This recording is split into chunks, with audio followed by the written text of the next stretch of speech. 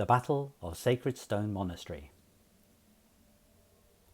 Hidden from view outside of the Sacred Stone Monastery, you decide to use guile instead of brute force. Approaching the main doorway, you announce yourselves and your collective wish to join with the Black Earth cult, thinking to gain entry without a fight. A panel in the door opens, revealing the familiar mask-covered face of an Earth cultist. A woman's voice comes from behind it, asking why you wish to join, and you attempt to deceive her by saying you've spoken to Warlock in Red Larch and want to join their cause. The panel closes and is followed by the sound of a latch being pulled before the door swings open, revealing a large hallway. Two masked cultists cautiously invite you in, but you can tell that the complex is full of these types. After closing the door, the woman beckons you to follow her, to speak with Carbo, the high priest of the monastery, so that he may determine whether or not you are worthy of the cult.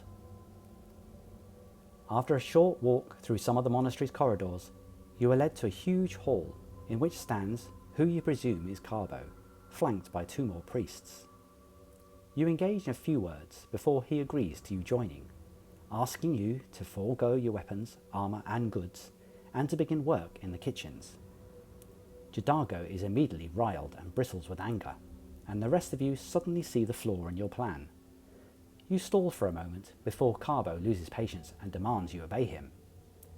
You exchange glances with each other before shrugging your shoulders and charging the three priests. The monk who led you to Carbo runs to raise the alarm, and seconds later the hall is flooded with gargoyles and more monks, and the fighting is intense. It's touch and go for a while, but you seem to be winning through, when a monk champion enters, whizzing between the combatants and felling each of you in a flurry of blows. She is too powerful to overcome, and Quirky runs out of healing before you are all overwhelmed and fall into darkness. You wake in what looks like an underground cell.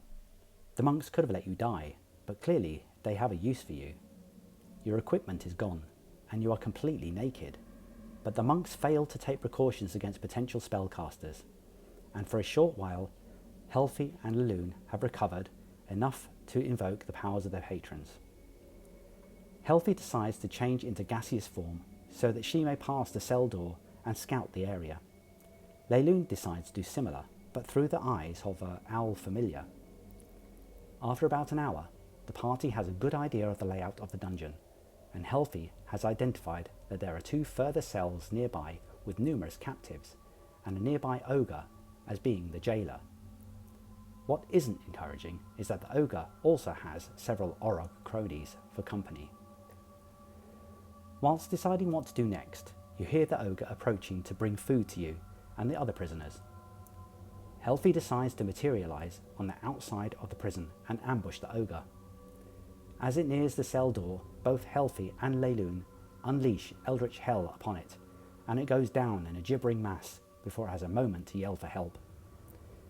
Helfi searches the creature and finds the keys and unlocks your cell, effectively freeing you from incarceration.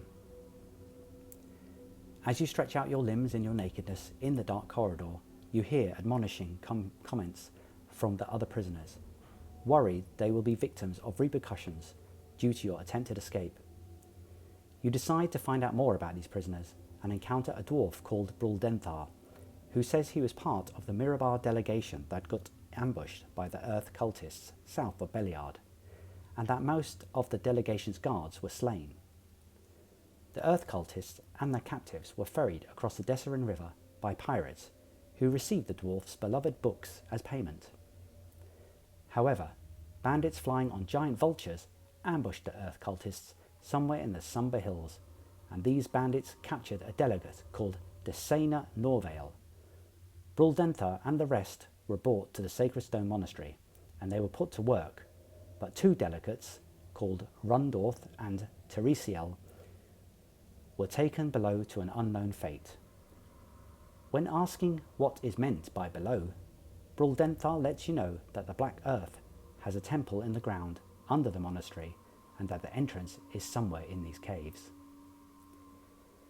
As you listen to the emaciated dwarf's tale, you decide that you must free him and the rest of the captives, who appear to be from Womford and Bardry Inn. You unlock their doors and let them know that you will venture ahead and clear the way. You tell them that if you do not return, it means you might have failed, and they must venture forth without further support. But at least they have a choice. Leaving the prisoners behind, you head up the passage towards where the Orogs are, and decide to ambush them with what little weaponry you have. It's a close thing, due to your lack of protection, but you win through, mainly to the magic of your warlocks. Your bravery is rewarded by locating your gear in the footlocker of the ogre jailer, and you feel empowered by having your items returned to you by the fates. You decide to conduct some reconnaissance of the underground complex and identify that it is mainly empty, except for a large, unidentified creature behind a reinforced door that Quirky quickly avoids, to return and report his findings. You resolve to rest and regain your strength before attempting to deal with the denizens of the monastery once more on the morrow, ensuring to dress in earth cultist robes over your normal ones, and each wearing a snarling mask to deceive those you might meet. Feeling refreshed, you explore the complex some more, finding another chamber housing a number of zombies which you dispatch with ease, despite their stubborn refusal to go down after an uncanny number of blows worthy of poleaxing a demon. Searching a number of sarcophagi that litter the room, you find a silver ring set with rubies, and another ring that has flames etched into it. You store these away for examination when you're out of danger. Heading beyond this room, you realise that you are going in the general direction of the large creature Quirky heard the day before. Steeling yourself, you open a door to a large room, where you see a large aberration being held in a cage opposite, as well as a wide set of stairs heading up to the chamber in the monastery where you previously fought Carbo and his cronies. No one seems to be currently coming from that direction, so you hope that the chamber above is empty. Thinking yourself safe, you discuss your next move. However, your presence has excited the large aberration, and with a mighty show of strength, probably because your presence has enraged it so much, the creature charges its cell door, which collapses in a pile of wrenched and distorted metal, leaving nothing between you and certain death. In a moment of inspiration, Leilune, who is currently dressed in the garb of the Black Earth, distracts the monster and charges upstairs, crying out that the creature has escaped and that help is needed to contain it. Her cultist robes confuse the monks enough for them to attack what is an Umber Hulk, and she continues into a nearby corridor to make ready her next move. Most of the party follow Leilune's lead, rushing up the stairs to find the Umber Hulk engaged with many monks, and more flowing into the room all the time, but Helfi and Jadago head for a staircase they spotted earlier in the zombie crypt, thinking that if they take that, they may be able to pincer their enemy. As those following Leilune reach the top of the stairs, they see that the Umber Hulk is laying waste, and so decide to support it by giving up the ruse to punish the cultists even more. The confusion of the monks is obvious, but some do break away to deal with you. As Helfi and Jadago climb the other staircase, they enter what seems to be a wizard's laboratory. Rather disturbingly, it is occupied by what is clearly an undead wizard. Before they can react, the wizard states quite clearly that they should leave, and the two trespassers are only too happy to oblige, heading out of the room via the door opposite and towards the sounds of combat. From her position, Leilune soon spots the monk leader as she comes into view and tries to injure her from range, thereby giving her own position away. In the same moment, Leilune spots a couple of huge shadows approaching from around a nearby corner and steals herself what is clearly going to be something that might hurt. Her anxiety is confirmed as two minotaurs appear and attack her with reckless abandon, injuring her dreadfully. And when the monk leader appears in front of her in a sudden burst of speed, Leilune is felled by her hammer blows. The second battle for the monastery hangs in the balance as Jadago enters the fight but is gored by a deadly minotaur charge and immediately felled, almost pinned to a nearby pillar.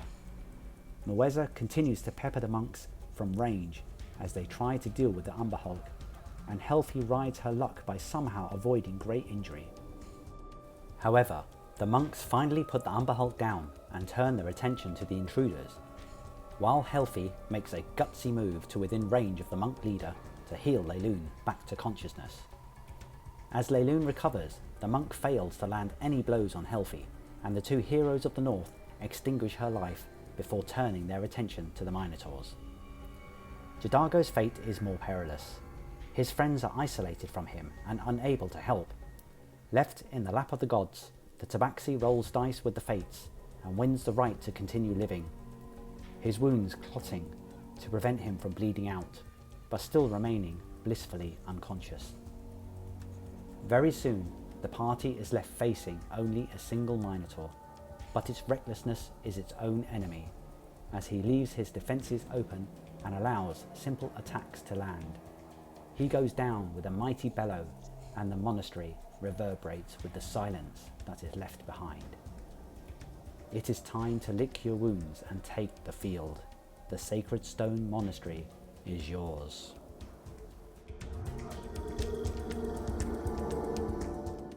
Thank you for listening to the progress of my Dungeons & Dragons group as they make their way through the Princes of the Apocalypse campaign setting. Watch out for further episodes where we shall learn about the party's next steps as they sift through the chaos after the battle for the Sacred Stone Monastery, and meet a strange potential ally.